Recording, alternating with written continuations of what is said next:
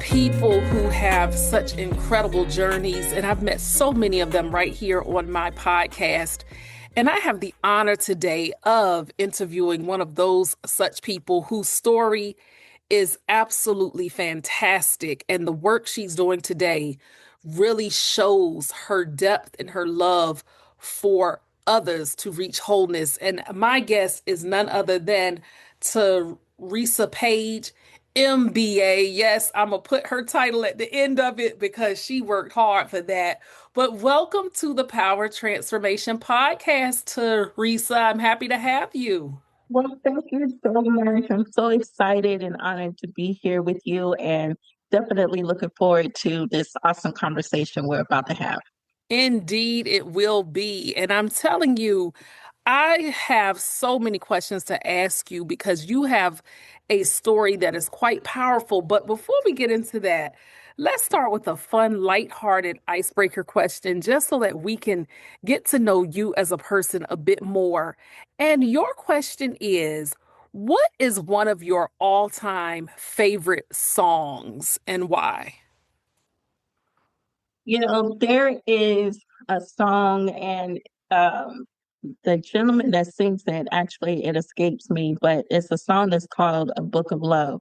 I don't know it was a song that I actually heard in the movie Dance With Me with, and I hate that all these names are escaping me, but it's a beautiful song and it's led by violins. And I guess listening to it, um, it may seem like a sad song, and the gentleman that's singing it, his voice is really not made for singing it.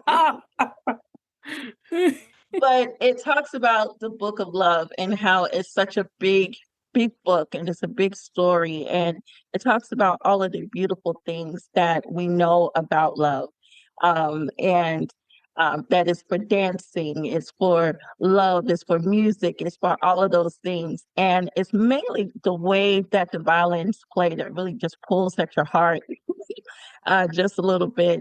And the truth of the matter is while it is one of my favorite songs, it is one of the most difficult songs to listen to because it draws such emotion. I mean, literally the ugly cry, shoulder shaking, all Wow. of those things. Or at least that's how it impresses me. And so hopefully one day, when it's time for me to take that walk down the aisle, that's definitely one of the songs that I want to be played. It's called The Book of Love. So you can definitely look it up. It's one of the sweetest songs I've heard in a long time. Oh, you have intrigued me. I'm gonna definitely look it up and listen to it because if it has captivated your heart and your interest, then I know that I will surely like it. I love music in general, and for you to be that specific and exact with that song really, really sparks my curiosity. So thank you for that. And with that being said, you talk about the fact that this song is a love song, and you have really spent a great part of your life learning how to not only love yourself, but to share love with others through the work that you're doing.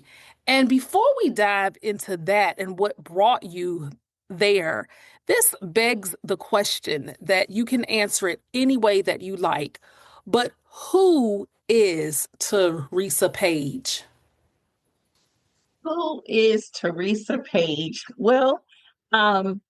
Technically, I am daughter number 6 of my parents, Elder William Page, or the late Elder William Page, Senior, and my mother, who is still with us, missionary Sarah Page. And I am the sixth of seven, six girl out of 7 children. So 6 girls and 1 boy. I Wow. was raised in North Carolina in a small town in North Carolina, and I was educated here as well.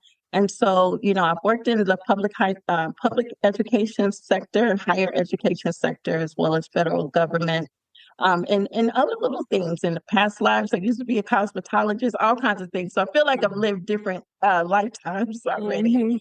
But as far as who I am, I think that's something that's yet to be discovered. There's aspects to my character that I am still discovering. But I think as a woman who just recently turned 50 years old, Mhm. I am looking for at the core of me, I am looking for love. That's what I want to do. That's really what I want to spend the rest of my life doing. I think that in earlier parts of my life, that was something that was very difficult Mhm. for me to either feel loved or to acquire love. And I think as I move forward in life, I'm very clear on that that is what I want to be surrounding my life and as well as in my work. So that's really all when you talk about what do you want, who is she? I'm just really a person that's passionate about helping other people discover who they are, Mhm. wanting other people to discover their greatness. And along with that, I want to continue to discover my own, um, Yes. as well as to be able to discover my own. And what I'm finding is that Teresa's a pretty cool person. She's not fearless. She's fearless. She can be vulnerable. Um, she can get upset, but as long as I'm still talking, you don't have anything to worry about. Once I stop talking, then that's it. But I will also say that I have a heart to serve others. Mhm. Um, and let's see what else. Um, And I just really want to focus in on my work for the next 20, Mhm. 25 years. So I would Mhm. say to boil all of that down, I'm still yet to be discovered. Um, and I've also have experienced a lot of things in my former years, and I'm learning that I am battle tested. I Mhm. can bend, but I don't break. And so the rest of it, I think, is still a discovery. So I Yeah. would say to kind of boil it down, moving forward, that I am a person that really just want to just be a conduit of love. I want to love, I want to be loved, and I really just want to be able to do my work and love the people that I help serve moving forward. Wow. I like how you have so many layers to yourself, but I also love the fact that you admit that you're still discovering yourself. And I think that's so vitally important because as we continue to grow and get older in our life, we never fully arrive at all. We're always learning something new about who we are, what we want. But I love the fact that with you saying that you turned 50, you seem to really be embracing this new chapter of your life. And I think that's quite powerful. And so when you talk about self-discovery and things of that nature, tell us briefly what you have discovered about yourself in the work you do. So, what do you do if you were to summarize it professionally? How do you serve people? Yes. So how I serve people now is with the crux of my work. I think, I am an author, and I'm sure that we'll talk a little bit more about Mhm. that a little later. Mhm. But in the books that I've written, is the book series is called My Journey to Wholeness, and it is still a continuing journey. And I would say that in the early parts, so the first two installments of this particular series, I had just stepped away from home here in North Carolina after being here even for a huge part of my young as well as adult life. And I left home and I went to Atlanta, went to Atlanta to work on my MBA. And being away from my family, that was the first time that I had been that far away from my family and just kind of disconnected. I won't say disconnected, but as far as geographically, that far away from my family. And so being in that particular space where you're kind of disconnected, you then are faced with yourself, the good, the bad, and Mhm. all of the ugly, and Mhm. anything else in between. And so I would say that that particular part of my life where it seemed to be kind of bumbly, even though I was working on my MBA, I was still learning how to discover who is Teresa outside of my family. Who is Teresa outside of the things that I had previously done, whether it was in education or whether it was things that I did in the church. And that was really just kind of peeling off the layers. But first, I understood in that process that I had to be healed from a lot of my past experiences. Some things I had experienced, I don't know how deep I'm going to get to Hmm. certain things, but um, there was a lot of things that may have happened to me that I never shared with my family, or, Hmm. different things like that, where it was like violations against my person, or one of those Hmm. things like that. And a lot of those, in those particular times, I didn't really have time to kind of really figure it out. You kind of tuck it in your waistband and keep it going, or you don't know how to talk to Exactly. people about it. But I was put in a position where you're not going to be able to get around this. These are things that you're going to have to dig up from your past, and you're going to have to feel them, and you're going to have to experience them Mm. so that you're able to move forward in life. So I would just say, as far as in that path of self-discovery, that was a huge part, dealing with Yeah. prior pains. Wow. Also, but also in that self-discovery, dealing with prior pains, and a lot of these things were happening simultaneously. I was also starting to begin to understand, what is my purpose? Why Hmm. am I here? And the reality is, there's a lot of things that I'm multi-talented. That's not a flex or anything. There's not too much of anything that you could put in front of me that Yes, I it's a just can't. flex because you are talented. Yes, it's a flex. You better Okay, flex so on we'll say yourself. some flex. Go ahead. We'll say some flex. But but then it was like, yeah, I'm good at all of these things, but what am I really truly made for? Mm. And one of the things, being a church kid, I was a preacher's kid, if I didn't mention that earlier, I knew that, ministry was always something that was a part of me.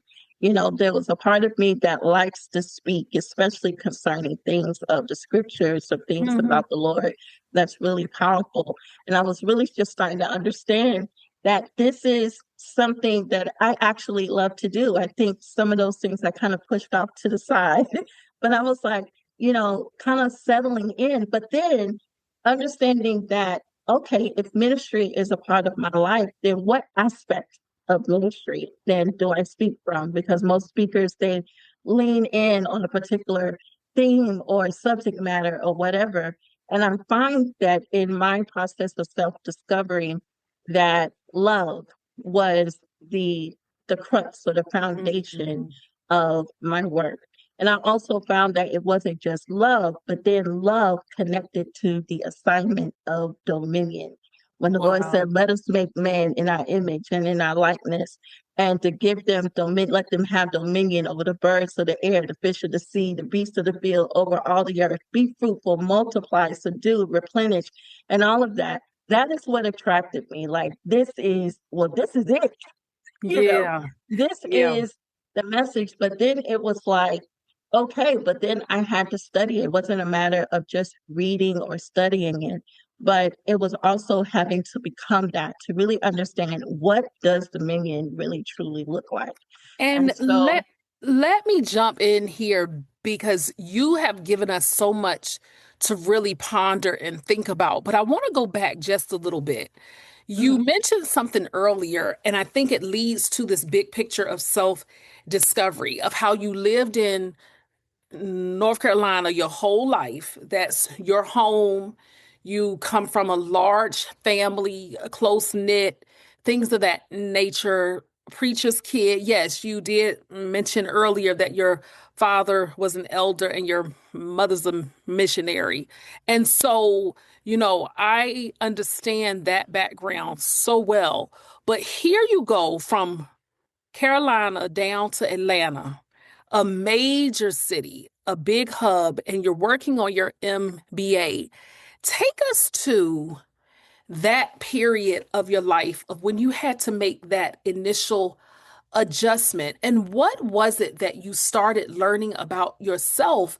And say, even the first couple of years of you being in Atlanta versus North Carolina, and how those moments started to really take you on this path of learning more about yourself. yeah, so when I think back Mhm. to that particular time, that was probably around 2011. Okay. probably when it was 2011. And I would say that right the year before in 2010, my father passed away. Oh, And wow. so, yeah, so he passed away. But maybe a couple of months before he passed away, I went to my dad and I said, listen, I was close by.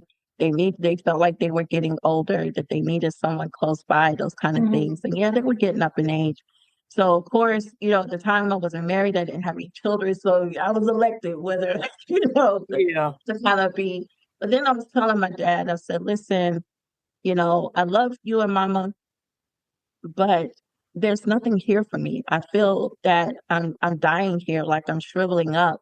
Wow. As many things that I wanted to be able to do here as far as like, leadership conferences and different things, but I didn't find any room for myself here.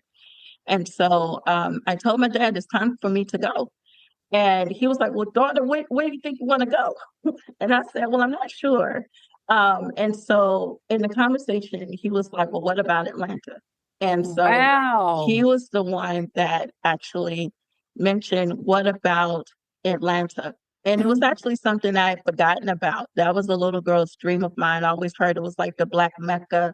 But for Mhm. him to say, because I was looking to still be close by within reach in North Carolina, like Raleigh or Charlotte or Uh-huh. something like that. But they said, what about Atlanta? And I was like, what about Atlanta? It just kind of sparked something in me. And so, long story short, you know, I set my head to say, I'm going to Atlanta. But what Oh, was not in the plan was him dying a couple of yeah. months later. That was not in the plan. So Wow. I forwent that decision to go to Atlanta and I stayed with my mom for about a year or so. And so moving forward, she then saw that I was still shriveling up, like I was losing my life. And then actually took that old girl, and I don't say that disrespectfully. That's just a terrible thing Uh-huh. to do. But I appreciate the old girl because she called me into her room one day and she said, well, Teresa, come in here. And I said, yes, ma'am. And please forgive me because I do not want to start crying on this part, this And conversation. guess what? I've had plenty of guests who have cried. So if you do, it's supposed to happen. It's all It's, right. yeah, but as I think back to that moment, that even though I felt like I was here for a duty, she called me into the room and she said, well, Teresa, she was like, listen, she was like, I do believe that it was the Holy Ghost that she liked to Mhm. say that that you need to start working on your master's. And she was like, it doesn't matter where you go in the world. She was like, the Lord is here with me and I will be okay. And so Wow. she was like, it was like a setting me free. Yeah. She kind of released me from the responsibility that I felt that I had. And so that was such a blessing. And that day I started working on an application to get my master's. And maybe like 2, 3 days later, I was accepted into a program. And I Wow. and I left.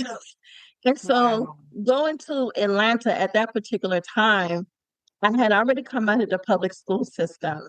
And so this was probably a year, like I said, after my father passed away. And so I only had $10 in my pocket. I had enough money to fill up my gas Wow. tank, and I had $10 in my pocket. And I Oh, went to go stay with family. And and that's how I started the journey. And no sooner than I got there, maybe 2 days later, I was in class working on my master's. wow. So that was when I think about that particular time, it was kind of bumpy because not only was I looking to start work, but I also wanted or to start my master's, but I was also looking for work.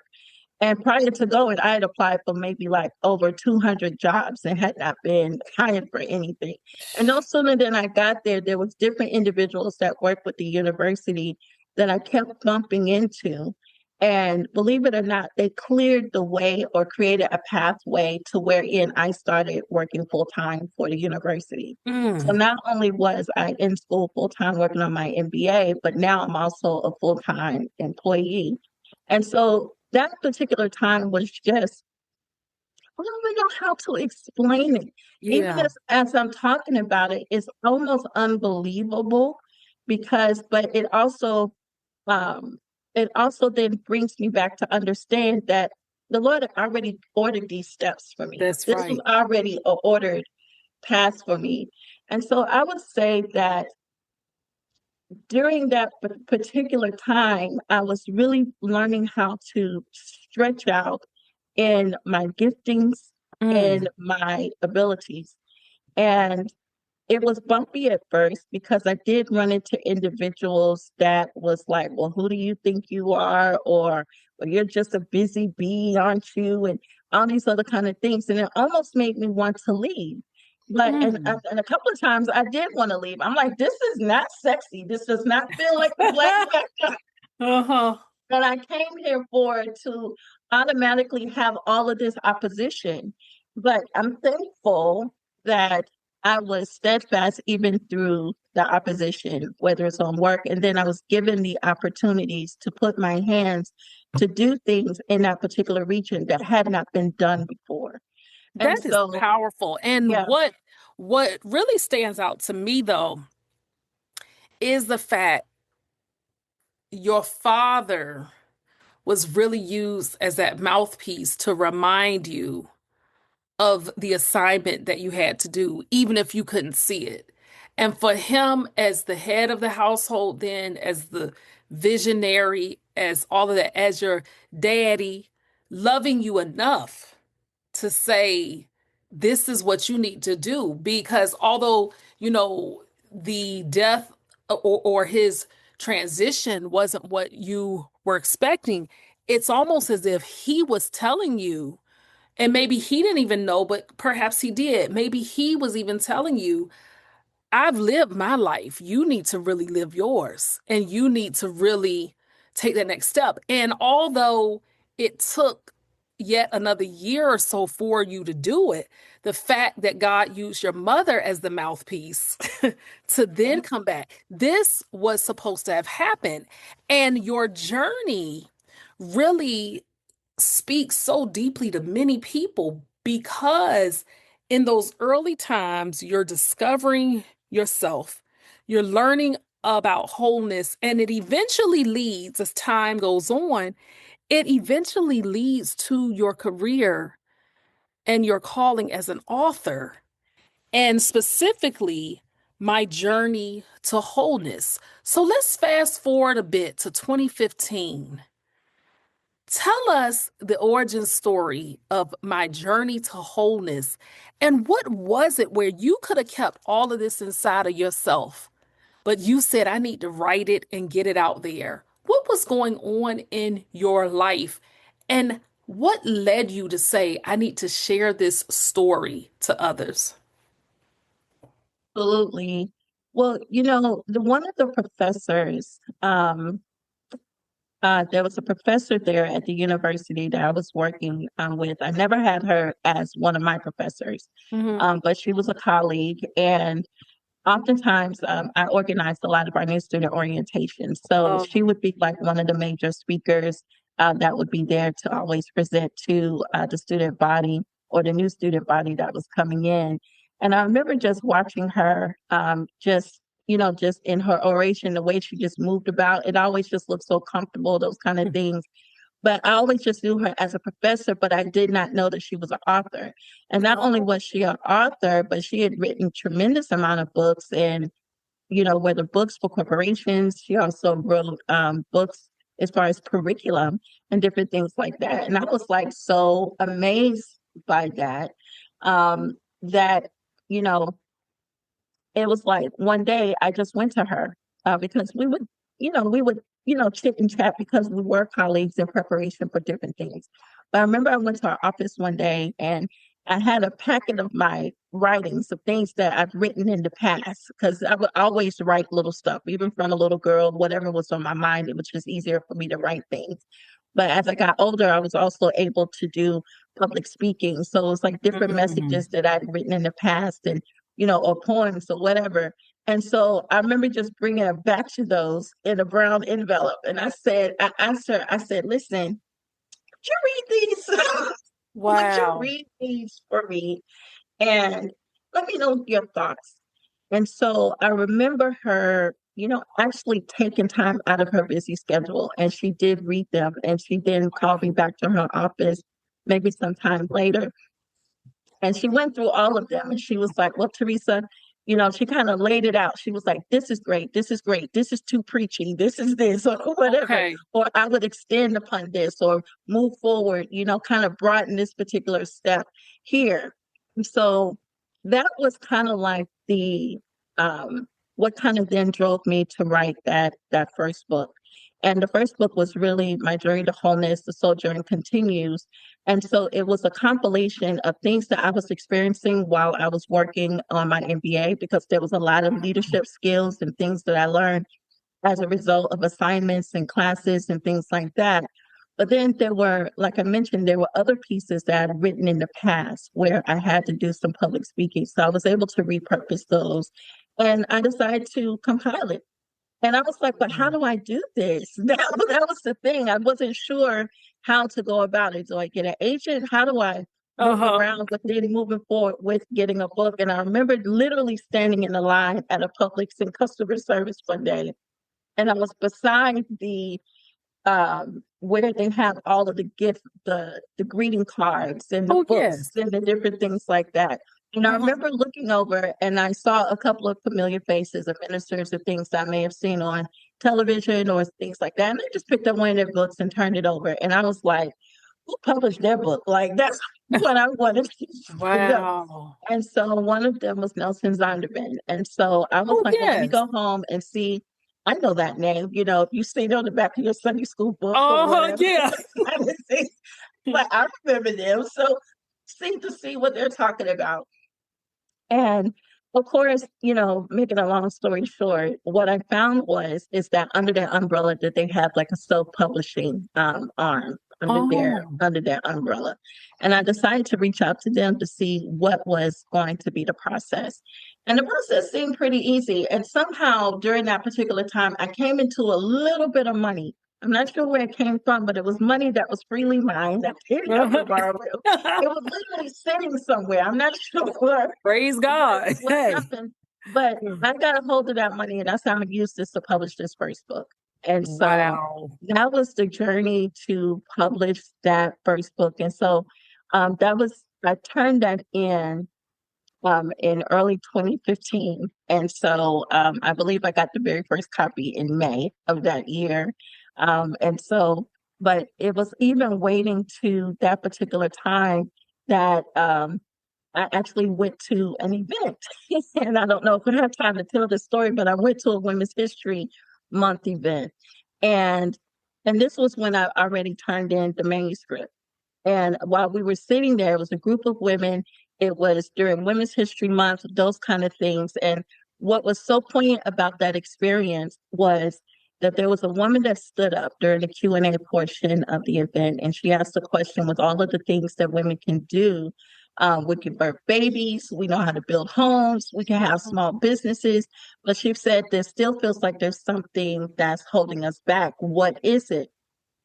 And I remember just a part of being a part of that debate, that there were so many things that women kept bringing to the floor, whether it was our low self-esteem or negative self-talk, so on and so forth, all the Oh, things. And yeah. so, and that was the moment where I felt like my purpose, because during all of this time, I'm still trying to figure out what is my purpose? What am I here Mhm. for?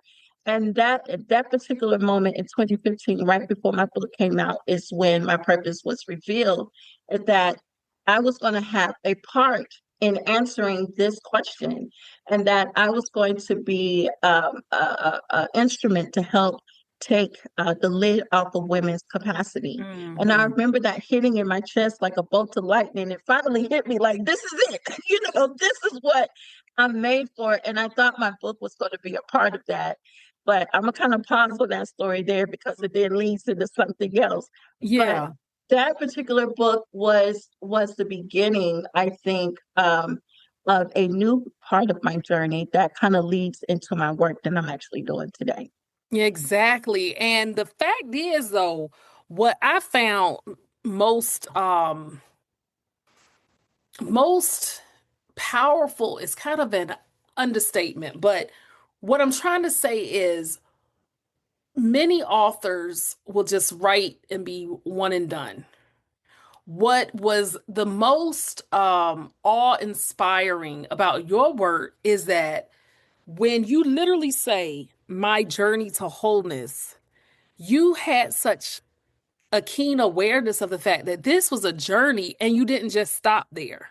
You could have stopped with just one book and kept the party moving to something else. But what is so amazing is that you did that in 2015, but then approximately 4 years later, you decide to expand upon it. And then about 5 years after that, you choose to expand upon it again. So from that first book of My Journey to Wholeness, it seems that you were really evolving into someone that just didn't want to write about her lived experiences, but you wanted to become the epitome of that message and that point that you were bringing out to everyone else. So, share with us about that is how has your work really become where you are embodying that message that you are attempting to get out there and are getting out there? Yes, absolutely.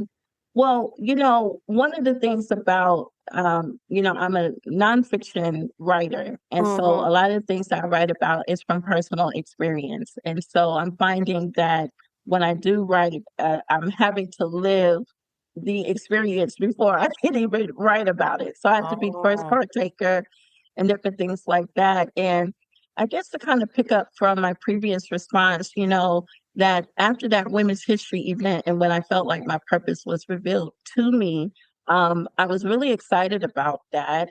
But my purpose was revealed, but then how to do the purpose was not revealed. I just assumed that what I had at my disposal at that time Mhm. was, by that time I already had my MBA. By this time, my first book is being published. By this time, there's already other certifications, other experiences that I've had. I've already had a significant amount of years as far as in my career. So I felt Mhm. like I had all of the components. Yes, we're taking lids off, we're taking out the tip lids for women's capacity. Let's do it. I got what I felt like I needed. And I did, and I hopped out there and it's just overzealous. And for me, overzealousness is both a strength and my Achilles heel at the same time. Oh. And Mm. so I took off, like knowing the information that I knew then. And what I ended up doing was planning a lot of events around this first book. The first book is now published. I'm doing all of these different events, traveling to different things and all these different places and doing some really Mm. cool stuff that I thought was going to be the way that I was going to be able to help take the lid off of women's capacity. But I Mhm. would say that from 2015 all the way to the end of 2016 is when I was attempting to do this particular purpose before time. And Mhm. so with doing all of these events and putting all of my money towards this new passion and all of that, by the end of 2016, I ended up losing everything. And when I say Wow. I lost everything. My home, Mm. even included my home. And even though I still worked and all these other kind of things, but that was the lot of it. So by the end of 2016, and I was sitting here like, what do you mean? Like, Wow. I'm supposed to be, my purpose, like, what are we talking about here? But what Mhm. I did not understand, what I understand now that I did not understand then, was that, even with losing my home, I didn't tell anyone. I didn't I only, and I ended up staying in a hotel for about 3 years. And so, Wow. but I continued to go to work every day. Nobody Yeah. knew the wiser or anything like that. And I only told one family member who kept that secret for me for those years. And I was so God bless thankful. that person. Wow. God bless Yes, that person because yes. sometimes that's tough when you tell a person and then they'll say, okay, I promise. And then that person will say, look, I got to tell you something, but you can't tell nobody else. I'm glad that person kept your trust. Very good. Wow. Absolutely. That was my second oldest sister, Deborah. And I'm so Wow. thankful because she was an encouragement during that particular time. And but I was safe. But the wonderful thing is that I was safe.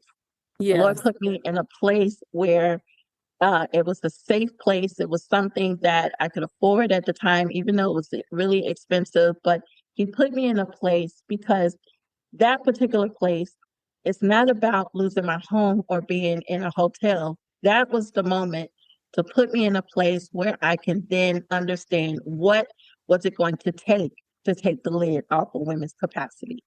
And I went through this year of these multi years of purpose development Mm-hmm. because in Mm-hmm. that space, because losing my home and all these other things, you know that it affects your credit, it affected my health, it affected all of these other things. And Mm-hmm. so being in this space was really the crux of my purpose development because the Lord is like, I put you here in a safe place where you're protected, and now you can actually learn the lesson. Now you can actually become the lesson. And so, what I understood during that time was that I was going to have to address my finances. Mm-hmm. I was going to have to then go see about my health and start working on those things, but also leading directly as far as understanding what it was going to take the lid off women's capacity. That was something that I was learning in real time. And again, it goes back to love, but also more so about love in leadership.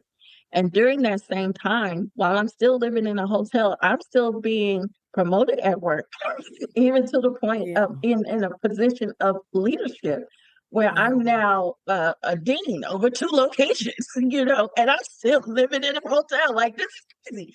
This is crazy talk. But then at the same time, what I learned in being in leadership, whether I was in that leadership position or whether I was a manager Mm-hmm. over a team or whatever, I was then putting to work those lessons of love and leadership, actually putting it to work to see if it actually works in real life.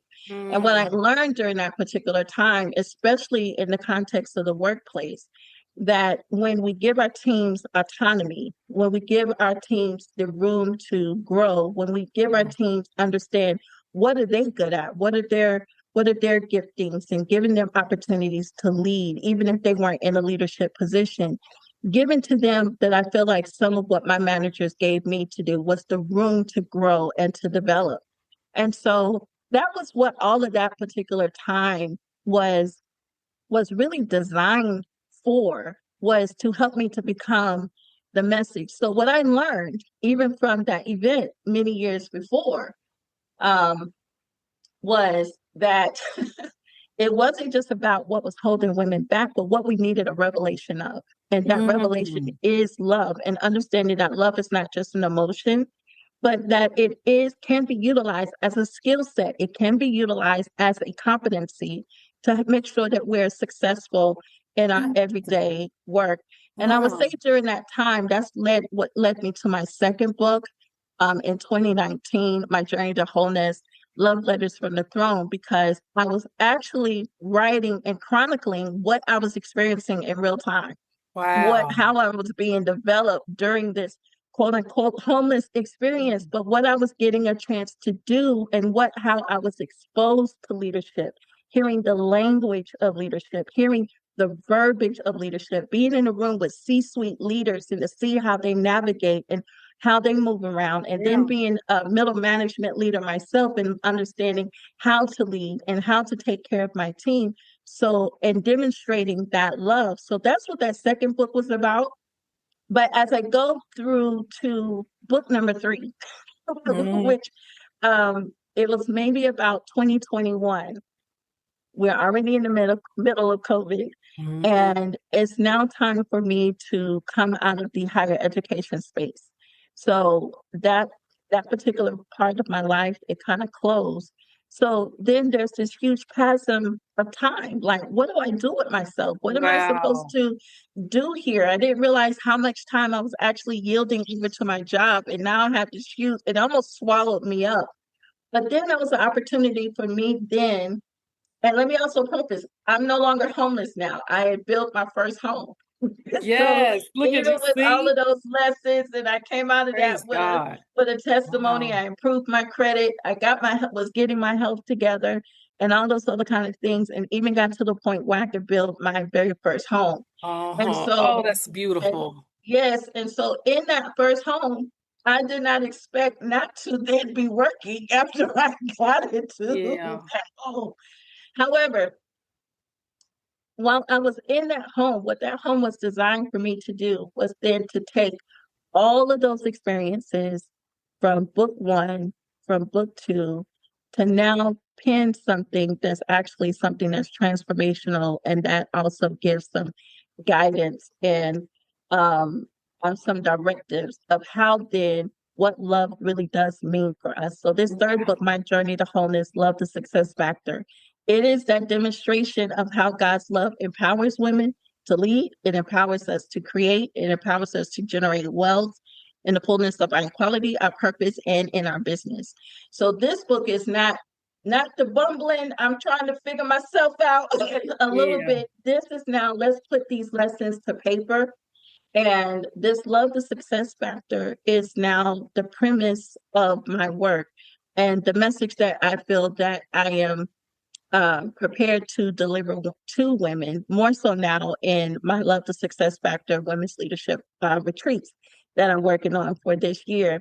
So that Wow. has brought me to this has been a long journey. I would say it's been, Mhm. 10 years or more, but this has been a long journey to finally get to this place to understand I know what I'm here for. I'm here to help women take the lid up off of their capacity. I know the language now of how to do that. I'm going to do this with love and with the message of dominion and leadership. And and I have now a vehicle to ride this in. I have Mm. there's a retreat, there's a book, and there's a workbook. And so now at the age of 50, now understanding like this is the work, and this is if there's nothing else for me to do but to share this message, that's all I really just want to do at this particular time for the Wow. next 20, 25 years of my life. Oh my gosh. It's so deep because of the fact, and thank you for making it clear because sometimes people will walk into a person's life and see where you are in the here and now and just say, wow, look at all Teresa's done and accomplished and has, but without knowing fully the journey that it took to get there.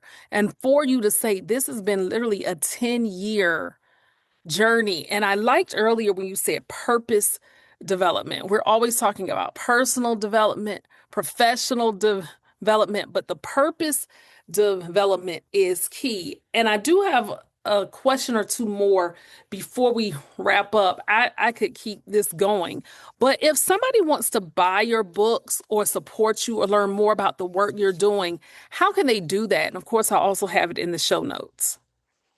Absolutely. They can definitely find everything that they need to know about me, my books, Mhm. as well as my retreats. They can visit my website, teresakpage.squarespace.com. There, they'll be able to understand the full Love the Success Factor framework, and they'll be able to connect with me on social media, on all of my platforms, and learn more about the upcoming retreats and if they're a private organization, how to be able to book a retreat for me to come and share this leadership development with their teams. They're also able to find other ways to be able to work with me and to partner with me so they can glean from my podcast, the Women's Leadership Mindset series, where they'll get to hear the voice of other women leaders and entrepreneurs and authors. And then they're able to just connect with me if they want to have that conversation, have a one-on-one to see how I could be of service to them. They're able to do all of those things. So teresakpage.squarespace.com. And I would love for them to hop on over there, connect with me all on my social media to subscribe. And then let's go ahead and register for one of the upcoming retreats, virtual retreats that's coming up on May 22nd through the 23rd, as well as on June the 12th and the 13th. So I would love to have them.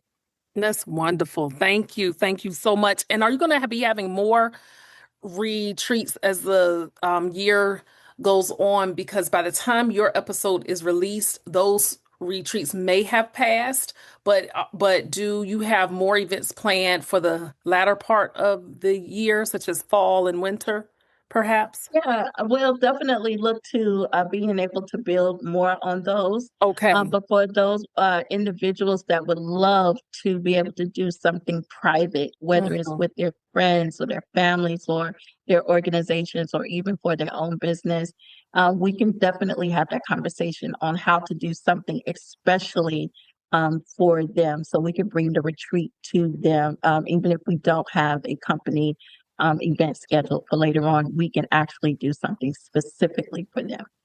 And in terms of your podcast, I know that we can still find all of that through your site, but is it on Apple, Spotify? How can we reach your podcast? Is it on YouTube? Yes, they can definitely find me on YouTube as well as on Spotify. So I would Okay. love for them to hop on over and to subscribe. So my growing Perfect. community is growing, and they can also connect with me on LinkedIn. I would love for them to do that Wonderful. as well. And Wonderful. they can also find all of my books, whether directly on my website or they can also visit either a Westfield Press, Amazon, and Barnes and Noble. So you can find all three books in all of those spaces as well as Ingram Sparks. Wonderful. And this is no disrespect at all to Amazon, but I would encourage you all to get her book directly from her website or something like that because she'll get more of the royalties that way. Sometimes it can be tough with Amazon, but that way you can get it directly. I could talk to you for hours, but as we come to a close, because we are at the end and the time went by fast. Just hearing the way that you have conceptualized all of this through your lived experience, take us briefly and explain. This question comes to mind is how have you used love as a superpower in the work you do and just in general with the life that you live? How is love your superpower? Yeah, so a couple of things. First and foremost, love is a superpower as far as in the realm of creativity. Mm, I think as far as in this entrepreneurial space and also being a solopreneur, there's a lot of things that come along with it, whether it's your website or even with my podcast or just being able to post on social media, editing, all of the things that goes into the work that I do. And love is that catalyst for that creativity. Being able to do certain things on my own or being able to teach myself how to do certain things on my own so it doesn't look like a Crayola operation. So yeah. it doesn't look educate sketch so that it is professional. So because I love what I'm doing and that I'm looking to convey a particular message into the world, I lean on love for the wisdom, the knowledge, and the understanding on how to be able to do that. I also utilize love as I'm learning how to build more relationships. Hmm. Love is also my guide in that as well, because when I meet powerful leaders like yourself, oftentimes that is through the realm of referral and those kind of things. And being able to have those one-on-ones after a result of networking. And so what I love more so in this entrepreneurial space and how love works for me is either individuals connecting individuals to me, but also being a connector. That's something that I always love to do. That even if, hey, if we're just collaborating and partnering or just being great referral partners, having an open ear list of open eyes, open ears, that if someone's coming to me to say, well, Teresa, I need so and so and so. If I can't do it, then I can say, hey, but I know someone who can, you Yeah. know. So being a connector with my fellow entrepreneurs, whether it's local or virtually. That's something else that I love to do. Hmm. And also another way that I demonstrate love is with my podcast, the Women's Leadership Mindset Series. Because as I'm endeavoring to come out of that space of kind of unknown or little known to known, I want to be able to shine a light on others in the middle of their work who also might be little known or unknown, but they still have a powerful work. And if many people as I can introduce them to just in my growing community, to me, that is an act of love. So for me, love is not just an emotional thing, even though Yeah. there's emotion that's kind of leans into it, but it's also an action for me. It's also a skill set for me. It's also being able to create open doors. And so I would just say top of mind, that is how love leads me now.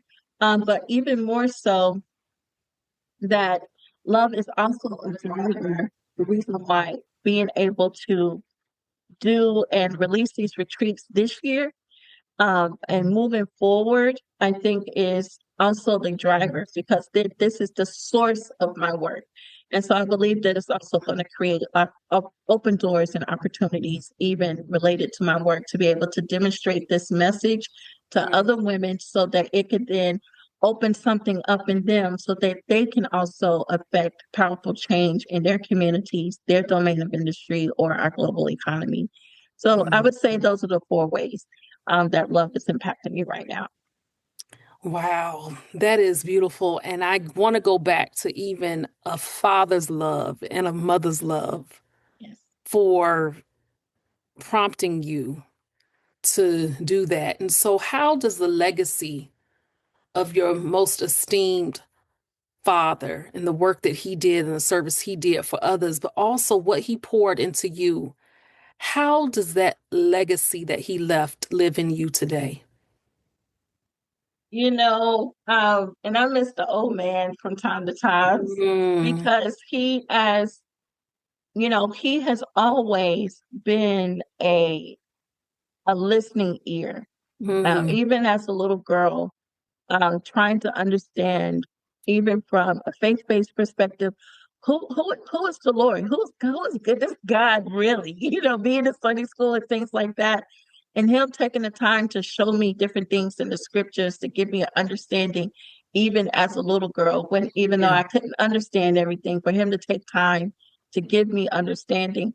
But then as I got older, to always have dreams of entrepreneurship and wanting to have business or my own corporation one day, I would talk his ear off to just talk about, and Daddy, we can do this, and I can do that, da, da, da, da, Wow. da, da.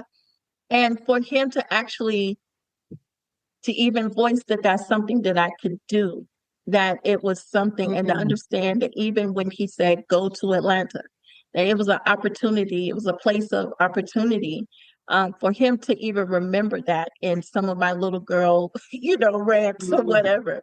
I think he remembered that. And he also created spaces for me to either to speak or when I was doing my writings, and he encouraged me to write because as a preacher, he was also a writer. mhm. So, and oftentimes he would ask me to speak at our church or at different Wow. opportunities. So that then helped to build even my not only writing, but then my public speaking skills. And of course, he would give me feedback. Of course.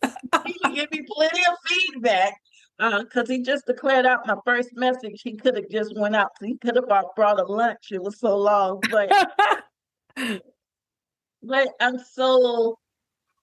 am so thankful for him because he let the dream part of myself that he allowed me to dream out loud. And so Wow. even though I am still becoming the dream, that it's still a Mhm. process, I'm so thankful that I think, that even as I move forward, that whether it's in my writing or my speaking or in anything else, that I could still see him sitting off to the side with his clock, Yes. kind of trying to time me and things like that.